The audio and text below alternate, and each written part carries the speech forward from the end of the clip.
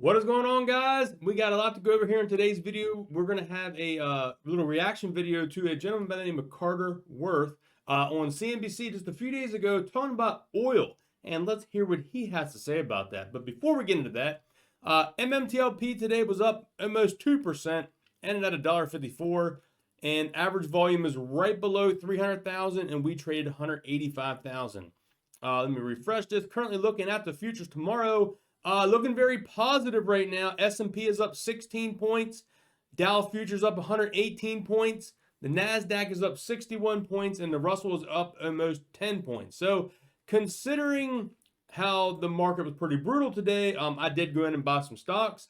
Of course, bought some different ones today. Bought a little bit more SoFi, added some more SoFi into the portfolio, added a little bit more of PSNY, Polestar, added in a little bit more of CCL, Carnival Cruise Lines, because keep in mind, just a real quick thing on Carnival Cruise Line, ticker symbol CCL, the Saudi Arabia Public Fund bought those shares at $8 a piece, and it's currently like $8.98, $8.90 right now. So you're literally buying the stock at where the Saudi Arabia Public Fund has bought the stock, guys. And cruising's in high demand, so it's kind of a easy investment, in my opinion, but I guess we'll see how it plays out in the future. Right now in this market, nobody wants anything to do with anything. So let's go here to the chart master and hear what he has to say about he sees higher levels for oil. And before that, looking at the current oil prices, I mean, they're down. They're getting beat up. WTI crude at $76.91. Brent crude at $84.26. And natural gas slipped below $7 at $6.98. So oil and gas has dropped, but let's watch this video.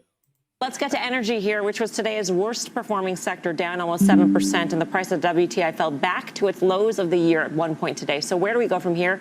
The chart master, Carter Worth of Worth Charting, is here to take us through. Carter, what are you looking at? Well, before we get to the charts, I mean, I'm just in the camp that it's overdone, just as it was so overdone at 130 a barrel and it was loved, predictions of 200. I think we've got the equal and opposite circumstance here. But the key is this, as I see it. June 17th is a critical day, right? It's the low of the S&P, and the S&P has returned to that low. So from June 17th to present, the S&P is unch. Gold is down 10%, copper down 16%, oil down 27%. I think it's overdone, and you want to step in and do some buying. Let's look at a couple charts. So real quick, there you can hear him saying, oil is completely oversold right now. And I do kind of agree with it. I have to agree. Oil is oversold, which is why I've been buying MMTLP. So that's kind of a no-brainer. I think I've always said this. A lot of banks are predicting at least $100 barrel oil. I know there a while back they predict 150, but a lot of places are sticking at $100 a barrel, which seems to be pretty fair. The first is two lines. It's a comparative line. It's just looking at the commodity and the stock complex, otherwise known as the sector, the XLE. And the spread is getting to the point where I think you, again, be contrarian and buy oil. So now a few oil charts. They're all the same chart. Oh, so that chart there real quick. As you can see on this chart here, guys, WTI is far away from the XLE sector, the ETF. So as you see on this chart here, they usually stay pretty close together. So I do think here in a matter of time, we will see an uptrend in this. So now a few oil charts. They're all the same chart, and it's just different ways to draw the lines. We're down 40%. We know we hit that high of 130 a barrel in March, and we hit a low today of 78. Closed at 79.35. Let's put some lines in. We are down to support. Final chart, it just has an arrow. I've drawn it as an up arrow. I think you take. So there he's showing it. We are at support levels right now, and he's showing it. It's going to reverse here soon. So we'll have to see if he's right in that prediction. I kind of agree with him right now. Oil will be in demand. It just will be. Take advantage of what is a fairly extreme day-over-day, week-over-week sell-off. And again, compared to most other things, so much worse than where it was in the middle of June. Carter, thank you. We'll see you soon on Options Action. Jeff Mills, do you find value here in energy equities? Yeah, we talked about that divergence between energy equities and the commodity. And look, I think this week you saw some things from the supply-demand perspective in the commodity that weren't great, right? You had demand numbers in emerging markets more generally not very good. Demand numbers from China clearly awful, just given zero COVID policies. And there was this narrative that China was going to be the saving grace. They were going to reopen, offset some of the slowdown in the rest of the world. Now that's in question. But overall, I still think the supply dynamic, if you look between now and through 2023, it lends itself to support in oil from here and probably moving higher. But I think you can focus on. So there he said from now through 2023, there's going to be demand for oil, which we know that's going to be good for us with Mmtlp Nextbridge. Very exciting stuff. On stocks like, say EOG. It's a stock I mention a lot because it does have this low cost structure. If you listen to the last earnings call, CEO said they can pay their current dividend at $44 in WTI. You could see $100, I think, in that stock. That's where support would be, so I'd look to that level. Another stock like Cheniere, structural tailwinds there. Watch 149 for indications of support, but there are areas of value, I think, in those names and just generally in the energy space because I think the commodity does go higher from here. So there you go. He's also predicting the commodities are going to go higher from here. It's just, as everything goes up, it comes down, it cools off, and then it goes back up. And that's what I think is going to happen with oil. All right. We've got a couple other things here to go over. Taking a look at the Mmat share price today. Really not down much. You can see down 0.25% and then down 0.01%. Volume's pretty light today. 5.1 million is average. We traded 2.6 million in volume. And over here on Twitter, we got a lot of information to go over, so let's get to it. First thing here, Tony did this tweet here, and I'm kind of excited to hear his video coming out here because him and Roller Pigeons had a chat. And if you didn't see, Roller Pigeons put out a video over the weekend. It's a fantastic video about the discovery we're going to go down here and talk about here soon. So here he says he was chatting with Roller Pigeon. She pointed out there was an oil pipeline on the property as well as natural gas pipeline. I found the pipeline access from the original Torchlight presentation, page 12. MMTLP is looking like an even better play than I originally thought. Wow, that's pretty exciting to hear. Like I said, I've retweeted this on my page. Go to Tony's page at Tony Twits. Go check out these charts here he has.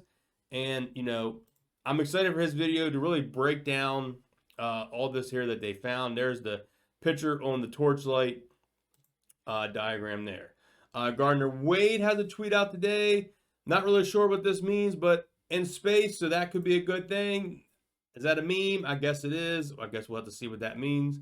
Here we got Stock Cube. It's a reflection of a TV show, Meta's transparent microwave door.